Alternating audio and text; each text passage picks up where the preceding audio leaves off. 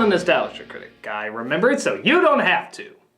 Some of you might find it very hard to believe, but I am a nitpicker. I know, it's sad but true, and I'm not always proud of it. But sometimes I'm proud. Because there's certainly films out there that have it coming. Movies that so obviously do not think at all about the obvious flaws that most people would find distracting. But how far is too far? We've all come across those people who let what seems like the tiniest of errors ruin an entire film for them. These are the people you just want to shout, "Good God, it's just a movie!" But then ironically, we go on and find our own little pet peeves in movies that we hate. So then, when is nitpicking justified and when is it not? Because when you look at any film close enough, you quickly discover that there really is no such thing as a perfect movie. Every film has some mistakes or some miscalculations. It's not surprising, seeing how film is an illusion, and whether it's telling a story or performing a magic act, at some point not every trick is going to work.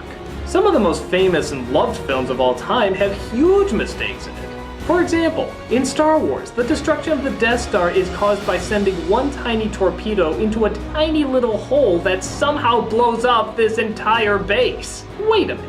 How can a little torpedo do that? Why is it they have to do most of their traveling in the trenches? Why don't they just fly around space until they're closer to that hole and then go in closer? Why didn't the Empire just cover that hole up to begin with? They seem to know to keep the rebels away from it. Why didn't the Death Star just blow up the planet in front of them to destroy the rebel base, just like they showed on how it should have ended? All of these are major problems with the climax, but for the most part, nobody lets it bother them. Citizen Kane, said to be one of the best movies of all time, has a major mistake in it. The movie is about everyone trying to figure out what Citizen Kane meant by his last word. Rosebud. The problem? Nobody was there to hear him say it! Yeah, the room was empty when he died, so how does everyone know that's the last thing he said, putting this whole journey into motion? That's a huge mistake, and yet people still see it as one of the standalone greats. But still, how come in, say, an Uwe Boll film or an M. Night Shyamalan film, we're much more open to criticizing these mistakes and say that they ruin the story they were trying to tell? Is it just because we don't like the movie and thus we look for even more reasons to hate it? Well, kind of. I started to think about a movie like The Wizard of Oz, and how not too many people would attack it because, well, it's a kid's movie. But not just because of that, but because it's a good kids movie. A really good kids movie. Yeah, it's filled with things that don't add up, like why did Glenda think Dorothy wouldn't believe her when she said to click her heels? Or how could the wizard possibly project those holograms from that tiny machine? Or how could the witch go all her life without getting any water on her? Dude, not even a shower? She must smell like rhino. But we still accept it for two reasons. One, it created an environment where the focus is on the emotions and not the logical. And two, we're just so sucked in by those emotions and the characters and the visuals to really notice those mistakes. The same can be said for Edward Scissorhands. I rarely hear people ask where the did he get those giant blocks of ice from, or even how an inventor can make a man from scratch. But it's just the kind of fairy tale world it's creating.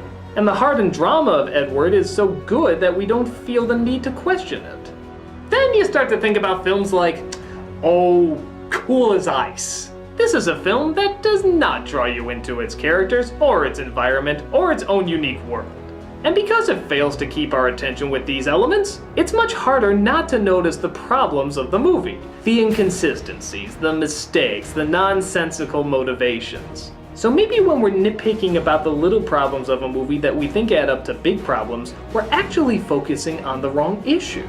It's not that a movie has mistakes, it's that it failed to distract us from those mistakes with good character, story, and environment. Now, that doesn't mean as long as you have those three elements, you never have to worry about mistakes. Film is still an illusion, and one that needs to hold the audience's attention for a while. The more plot holes or inconsistencies a film has, the more it has to try even harder to create engaging characters, environments, and stories to distract you. The goal is still to convince the viewer that they are witnessing a story that is unfolding before their eyes, so much so that they carry investment for what happens in the end. So, is nitpicking good or bad? Well, it'll always be a fun pastime to look behind the curtain and reveal the wizard for the illusionist that he is. but the judgment on what we find depends on whether or not he put on a good show. Nitpicking leads to great comedy and clever acknowledgement of how to make a piece of art better. But what should be realized is that what we are nitpicking is not the problem. The problem is that we're noticing it at all. I doubt many people thought hard about the problems in Star Wars after they first saw it, but after seeing it so many times that they know the film inside and out, then they probably start to notice them more. So it all comes down to how much a movie can grab you and keep you in its world. The better it's done, the more you'll enjoy the illusion and the world it's created around you. The more poorly it's done, the more likely you are to notice the strings. So keep nitpicking all you want, make jokes about it, laugh at it, even get angry if you feel it insults you enough. But remember that your anger doesn't lie within the weak manipulation of the facts, as film is already a manipulation. Your anger lies in not being given a strong enough world, people, or dilemma to get lost in.